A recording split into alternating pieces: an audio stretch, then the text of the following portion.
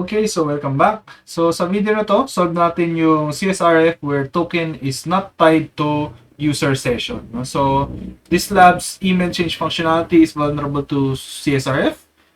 It uses tokens to try and prevent CSRF attacks, but they are not integrated into the site's session handling system. So to solve the lab, use your exploit server to host an HTML page that uses a CSRF attack to change the viewer's email address. So, may two accounts ka, Winner Peter, tsaka Carlos Montoya, no? So, let's access the lab. Then, access na rin natin tong lab na to sa isang incognito browser. So, let's use yung two accounts natin. So, let's log in here as Winner Peter. And dito sa kabila as Carlos and Montoya. No? So, as you can see, isa dito winner at normaluser.net and isa dito Carlos at carlosmontoya.net. No? So, sabi sa atin na yung CSRF token daw is not tied to the user session. So, if we try to change an email address here, let's say 123@gmail.com, and let's check the request in burp. So, ito yung 123 natin. Itong CSRF token daw na ito ay hindi na validate. No, so meaning we can just use simply a CSRF token na hindi pa gamit, okay? Kailangan hindi pa siya gamit, and just send that CSRF token to the exploit sa isang tao, no? So if we create an exploit here,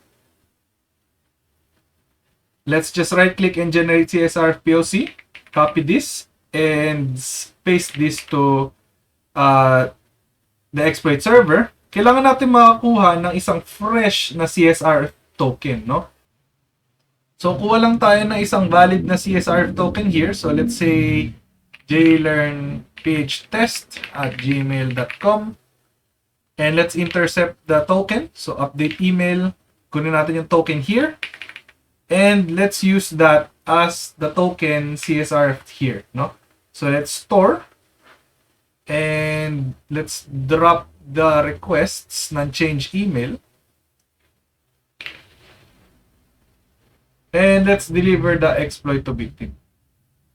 And there you go. So, nakita natin dito sa specific na exploit na to na ginamit natin yung CSRF token ng isang tao, so in this case, ni Winner, to send a CSRF payload to another user with the CSRF token ni Winner, no? So dito lumalabas yung sinasabi sa atin na CSRF token is not tied to the user session. Basta may valid na CSRF token ka, gagana na siya, no?